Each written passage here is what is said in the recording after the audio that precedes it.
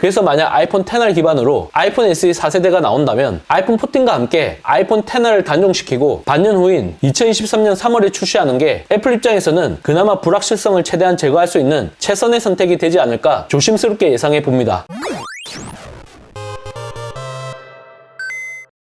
테크에 진심을 다하다 테크 요정 비티크입니다. 애플의 중저가 스마트폰을 담당하는 제품이 바로 아이폰 SE 시리즈입니다. 공식적인 명칭에는 넘버링이 붙지 않는 게 원칙이지만 모델 구분을 원활하게 하기 위해 1세대, 2세대, 3세대 이런 식으로 구분을 하고 있는 게 마치 불문율처럼 되어버렸습니다. 지금까지 출시된 제품을 보면 2016년 3월 4인치 아이폰 SE가 처음 선보였고 2020년 4월 아이폰 SE 2세대가 출시되었습니다. 2022년 3월 아이폰 SE 3세대가 베일을 벗었는데 두 에 해당하는 모바일 AP가 바뀌었을 뿐 아이폰 SE 2세대 디자인 우려먹기에 그쳐 상당히 실망스러운 모습을 보여줬습니다. 올해 초 차기 아이폰 SE 루머가 나왔을 때 상당히 흥미로운 부분이 있었습니다. 바로 IT 팁스터이자 디스플레이 분석가로 잘 알려진 로스 영이 2022년 3월 아이폰 SE 3세대가 출시되고 새로운 아이폰 SE가 빠르면 2023년, 늦어도 2024년에 출시할 것으로 관측된다고 전망했기 때문입니다. 이 말인즉슨 출시 주기가 최소 2년에서 최대 1년까지 드라마틱하게 줄어들 수 있다는 얘기인 거죠. 저 비티크 역시 애플이 이러한 변화를 깨할 가능성은 충분하다고 보고 있습니다. 사실 이미 지나간 아이폰 SE3 루머를 살펴보면 실현되지 못한 허무맹랑한 내용들이 많았습니다. 대표적인 가짜뉴스가 바로 CAD 기반의 렌더링을 입수해 고퀄리티의 컨셉 디자인을 제작한 일부 IT 팁스터들의 주장이 바로 그것입니다. 싱글렌즈 카메라를 비롯해 전체적인 후면 디자인은 아이폰 SE 2세대와 유사하나 전면 디스플레이 크기가 5.7인치로 대폭 커졌다고 주장해 실제로 출시된 아이폰 SE 3세대와 무려 1인치나 차이가 발생했습니다. 개인적으로는 신빙성이 상당히 떨어지는 루머라고 생각해 소개할 가치도 없다고 생각했습니다. 왜냐하면 아이폰 SE 시리즈의 기본 철학과 완전히 위배되는 모습을 보여주기 때문입니다. 차기 아이폰 SE가 출시되기 위해 충족되어야 하는 전제 조건이 크게 세 가지가 있습니다. 첫 번째, 모델 단종, 두 번째, 폼팩터 재활용, 세 번째, 규모의 경제입니다. 최근 5년간 출시된 아이폰을 살펴보면 4인치, 4.7인치, 5.4인치, 6.1인치, 6.5인치, 6.7인치로 크게 구분이 가능합니다. 그런데 중저가 스마트폰을 지향하는 아이폰 SE 라인업을 위해 새로운 화면 크기를 만든다는 건 이 극대화를 위해 애플이 추구하는 폼팩터 재활용과 규모의 경제라는 장사꾼 철학과는 상충될 수밖에 없습니다. 결국 아이폰 SE 4세대는 아직 단종되지 않은 현역급 제품으로 폼팩터 재활용을 할 수 있어야 합니다. 최신 아이폰과 동급 수준의 모바일 AP를 탑재하는 것은 규모의 경제를 노릴 수 있기 때문에 오히려 비용적으로 이와 같은 선택을 하는 게 더 낫다는 계산이 이루어진 것으로 봅니다. 대신 디스플레이, 카메라, 배터리 등 그 외의 하드웨어 스펙에 확실한 차이를 두어 금나누기 전략으로 제살 갉아먹기가 일어나는 것을 최소화하겠다는 게 애플의 속내가 아닐까 싶습니다.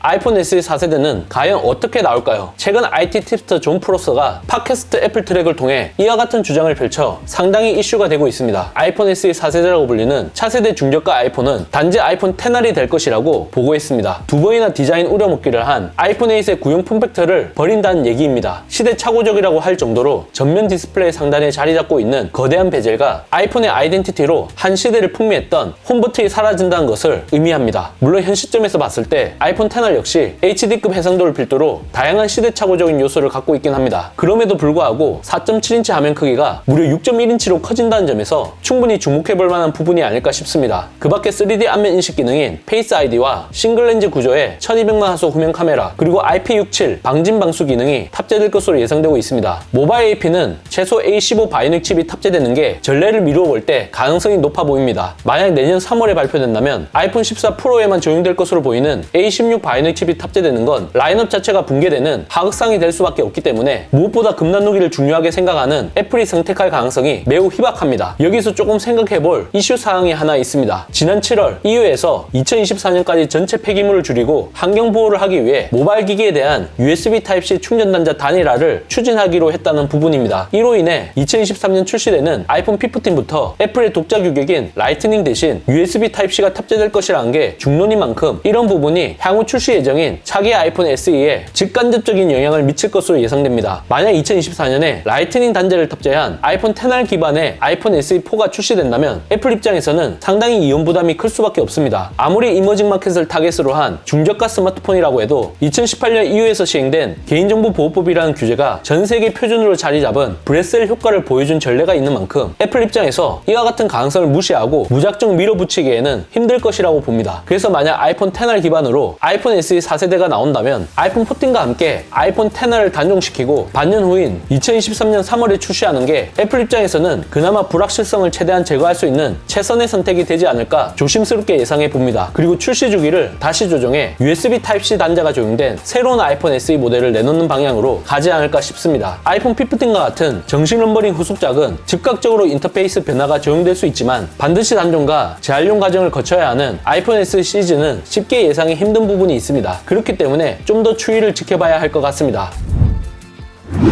이번 영상을 본 여러분들의 생각은 어떠신가요? 잘 보셨다면 좋아요, 구독, 알림 설정까지 모두 눌러주세요. 영상 제작에 큰 도움이 되니 잊지 말고 눌러주시는 센스. 지금까지 테크요정 비티크였습니다. 고맙습니다.